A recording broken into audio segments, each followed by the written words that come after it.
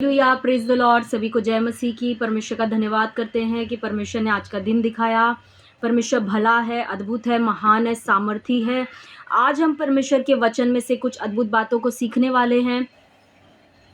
ये बाइबल में एक कहानी है, इस कहानी के बारे में हम सीखेंगे और कैसे इस इंसान ने जो किया बाइबल में, जिसके बारे में हम आज सीखने वाले, उसने कुछ कुछ तो अद्भुत बात की इस बाइबल में और उसका नाम हमेशा के लिए बाइबल में आ गया।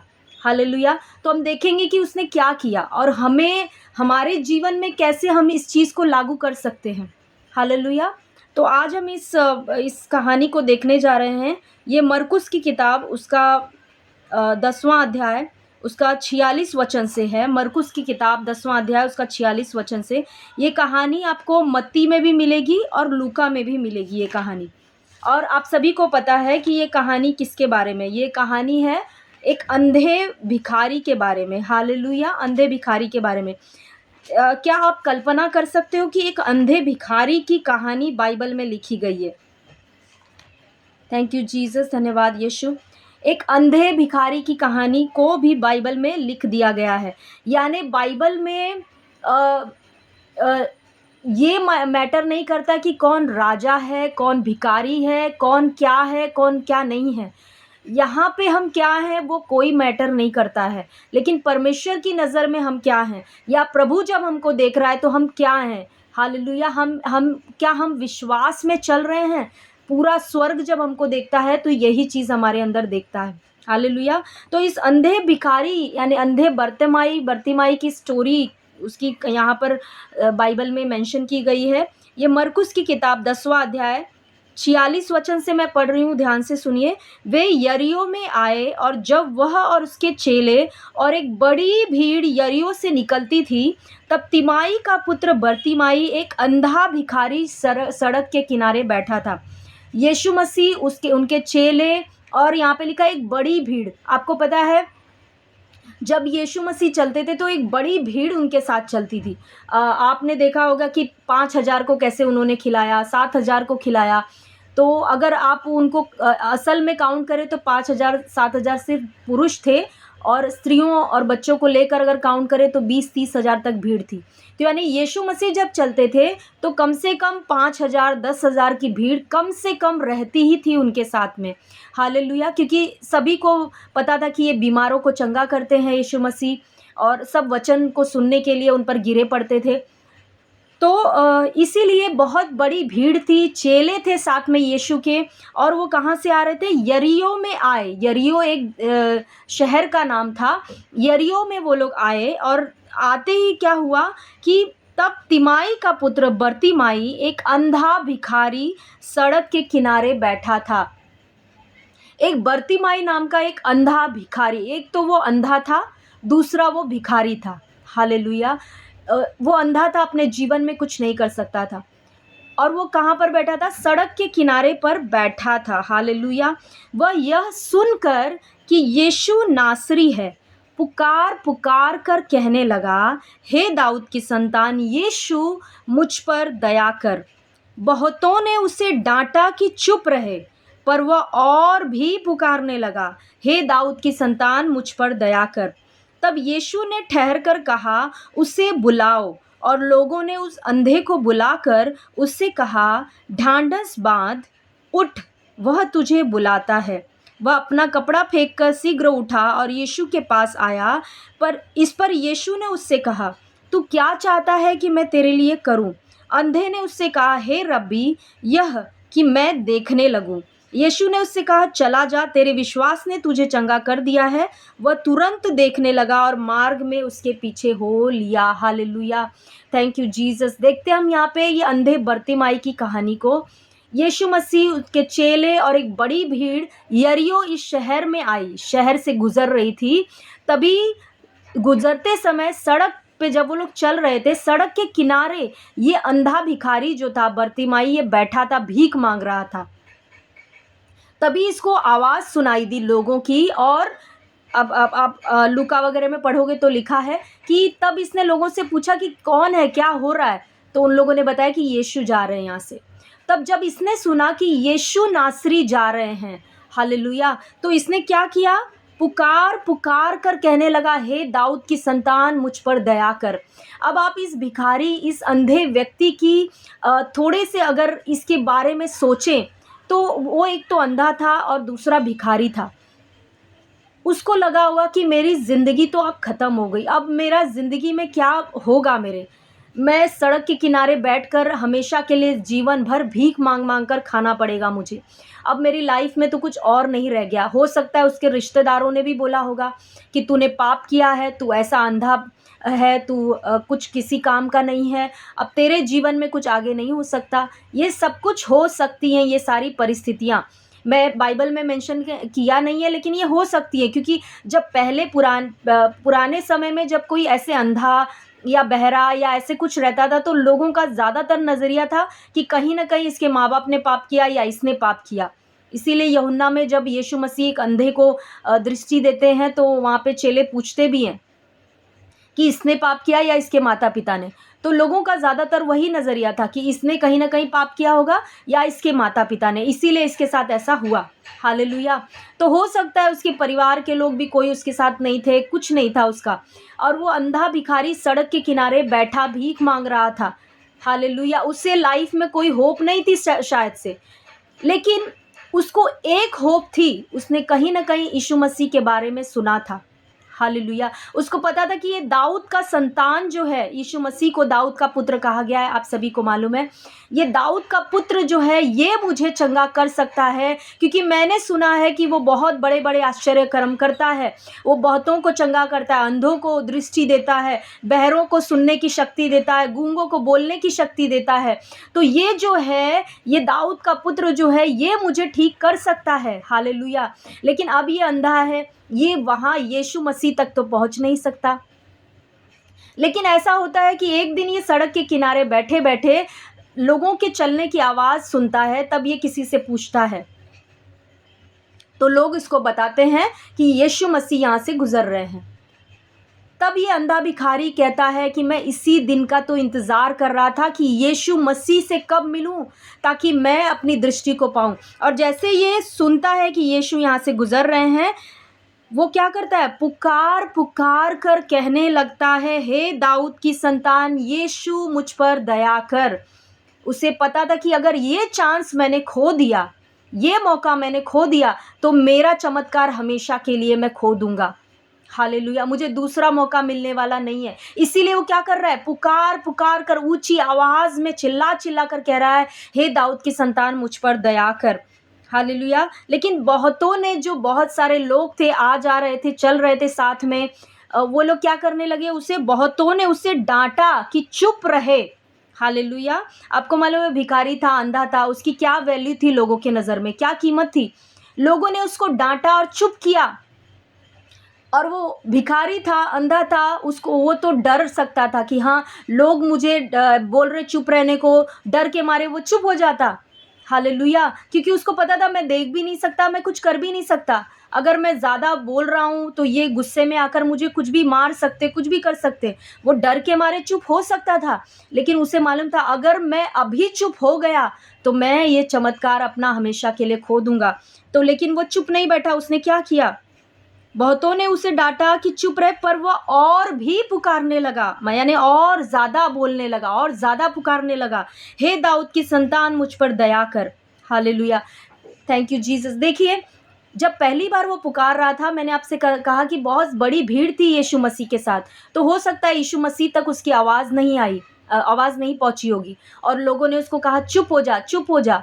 लेकिन लिखा है वचन में कि वो चुप नहीं हुआ, बल्कि वो और भी ज़्यादा पुकारने लगा। हालेलुया! लेकिन इस बार जब वो और ज़ोरों से और ज़्यादा ताकत लगाकर जब पुकारने लगा, और व्याकुलता के साथ पुकारने लगा कि कहीं ऐसा ना हो कि यीशु मसीह आगे निकल जाएँ और मैं हमेशा के लिए अपने चमत्कार को खो दूँ। तो और ज़्यादा वो पुकारने लगा, तो क्या हुआ देखिए आगे, और तब यीशु ने ठहर कर कहा, उसे बुलाओ। और जब यीशु के कानों में उसकी आवाज़ पड़ी, तो यीशु वहीं पर रुक गए और क्या बोला, उसे बुलाओ, उसे लेकर आओ। और लोगों ने उस अंधे को बुलाकर उससे कहा, ढांढस बाँध, उठ, वह तुझे बुलाता है। हालेलुया। लोगों ने उस अंधे से क्या कहा? ढाँढस बात, चल उठ जा, चल वो तुझे बुलाता है। और वो कपड़ा फेंक कर अपना शीघ्र उठा और यीशु के पास आया। इस पर यीशु ने उससे कहा, तू क्या चाहता है मैं तेरे लिए करूं? उसने कहा, हे रब्बी, यह कि मैं देखने लगूं। यीशु ने उससे कहा, चला जा, तेरे विश्वास ने तुझे चंगा किया। और वो तुरंत देखने लगा। हालेलुया। देखिए, ये कहानी में हमें बहुत कुछ सीखने को मिलता है। हालेलुया। वो अंधा था और भिखारी था, वो लाचार था, मजबूर था, अपनी परिस्थिति से मजबूर था, लेकिन फिर भी उसने इतना बड़ा स्टेप उठाया। वो चुप नहीं बैठा, उसे पता था कि मेरा चमत्कार यहीं पर है और मुझे लेना है उसको। हालेलुया। कई बार हमारे जीवन में ऐसे हालात होते हैं प्रियो, जब परिस्थितियाँ, जब चीज़ें, हालात, लोग, हमारे अपने लोग हमारे विरोध में आकर खड़े होते हैं। हालेलुया। कई बार आपने सोचा होगा, जब आप प्रार्थना में बढ़ते हो या वचन ज़्यादा पढ़ने का सोचते हो, जब आप वचन में मन लगाते हो, आपका मन लगता है, आप प्रार्थना में बैठने लगते हो, तो कई बार ऐसा होता है कि बहुत सारे क्लेश आने लगते हैं आपके जीवन में, समस्याएं आने लगती हैं और हम आत्मिक रीति से उसको डिज़र्न नहीं कर पाते। हमें लगता है कि अरे, प्रार्थना करके फ़ायदा क्या हो रहा है, वचन पढ़ के क्या फ़ायदा हो रहा है, जब ये परिस्थितियाँ इतनी बुरी होती जा रही हैं। इससे तो अच्छा पहले था, जब मैं ज़्यादा वचन नहीं पढ़ती थी, जब मैं ज़्यादा प्रार्थना नहीं करती थी, तब अच्छा था। हालेलुया। और हम क्या करते हैं, ये सोचकर अपने प्रार्थना को वहीं पर रोक देते हैं। हालेलुया।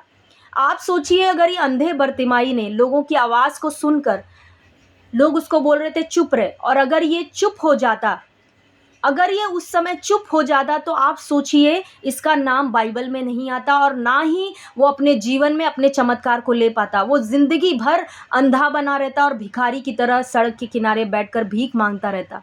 लेकिन उसने लोगों की बात नहीं सुनी, किसी की बात नहीं सुनी। उसे पता था मेरा एक ही मौका है। हालेलुया। और वो और भी पुकारने लगा, और भी पुकारने लगा कि हे दाऊद की संतान, मुझ पर दया कर। तो प्रियो, जब आपके जीवन में आप प्रार्थना में, वचन में बढ़ते हो, आत्मिक रीति से बढ़ते हो, तो जब ऐसे समय में फिर शैतान आपको रोकने के लिए क्या करता है? परिस्थितियों को लाता है, बुरी बुरी परिस्थितियों को लाएगा, समस्याओं को लाएगा, आपके घर के लोगों को लाकर आपके सामने खड़ा कर देगा, जो आपके विरोध में आ जाएंगे और आपको सताने लगेंगे, यीशु को छोड़, तुमने धर्म परिवर्तन कर लिया, बहुत सारी बातें बोलेंगे। हालेलुया। यीशु को मानकर क्या मिला, इस तरह से बहुत सारी नेगेटिव चीज़ें आएंगी।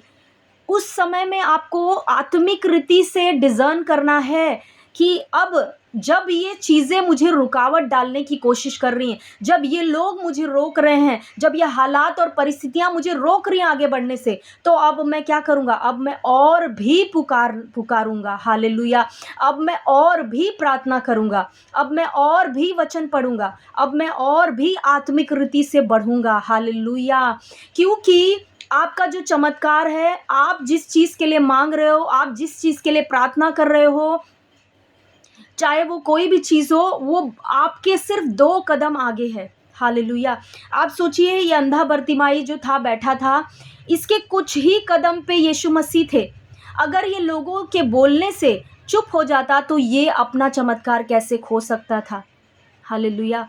लेकिन इसने क्या किया? और भी पुकारने लगा, वचन में लिखा है। तो प्रियो, जब आपके और मेरे जीवन में हालात खराब हो, सिचुएशंस बुरी हो, जब ऐसा लगे कि जब मैं प्रार्थना में बढ़ रहा हूँ, वचन में बढ़ रहा हूँ, तो और मेरे जीवन में गलत गलत चीज़ें हो रही हैं और मेरी परिस्थितियाँ खराब हो रही हैं, तो आपको ये चीज़ समझना है कि ये इसलिए हो रहा है क्योंकि शैतान आपको शांत करना चाहता है, आपको रोकना चाहता है, क्योंकि उसको पता है कि बस थोड़ी दूर और आप अगर गए, तो आप अपने चमत्कार को ले लोगे, आप अपने ब्रेक थ्रू को ले लोगे, आप उस चीज़ को ले लोगे जिसके लिए आप प्रार्थना कर रहे हो। हालेलुया। इसीलिए वो हर कोशिश करेगा आपको रोकने के लिए, हर लोग आपके लोगों को भेजेगा, आपके खुद के लोगों को आपके खिलाफ खड़ा कर सकता है, परिस्थितियों को लाकर खड़ा कर देगा। लेकिन प्रियो, हमें वही करना है जो अंधे बरतिमाई ने किया। हालेलुया। हमें और भी ज़्यादा पुकारना है, और भी ज़्यादा प्रार्थना में बढ़ना है, और भी ज़्यादा वचन में बढ़ना है, और भी ज़्यादा आत्मिक रीति से बढ़ना है। हमने कई बार ये गलतियाँ की हैं, मैंने भी की हैं, स्पेशली बहुत बार ये गलतियाँ की हैं कि जब हम प्रार्थना में आत्मिक रीति से बढ़ते हैं, तो जब हमें लगता है कि अरे, बहुत सारी रुकावटें आ रही है, बहुत सारी गड़बड़ियाँ हो रही है, प्रार्थना करके क्या मतलब हो रहा है, तो हम क्या करते हैं? अपने प्रार्थना जीवन को और कम करने लगते हैं। हालेलुया।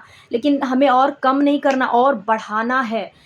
बर्तिमाई के समान और ज़्यादा पुकारना है और ज़्यादा बढ़ा देना है अपनी प्रार्थना को, अपने वचन पढ़ने के समय को, अपने आत्मिक जो हम उन्नति कर रहे हैं उसमें और ज़्यादा समय देना है। हालेलुया! क्योंकि जो आगे हमारा ब्रेक थ्रू है, जो हमारा चमत्कार है, उसको शैतान कभी रोक नहीं सकता, इसीलिए वो हमें रोकने की कोशिश करता है प्रियो। हालेलुया! तो आपको मैं एनकरेज करूँगी इस छोटे से मैसेज के द्वारा कि वो एक अंधा, एक भिखारी जो लाचार था, बेबस था, वो मजबूर था, फिर भी उसने इतने बड़े स्टेप्स को लिया, इतने बड़े स्टेप्स को लिया कि यीशु को पुकारना नहीं छोड़ा और आज और उसने अपनी चंगाई को ले लिया। हालेलुया! Thank you Jesus. तो यही विश्वास का सबूत है कि अगर वो रुक जाता, अगर यीशु को पुकारना बंद कर देता, मतलब उसके अंदर विश्वास था ही नहीं। इसीलिए यीशु मसीह ने आगे कहा भी, तेरे विश्वास ने तुझे चंगा कर दिया।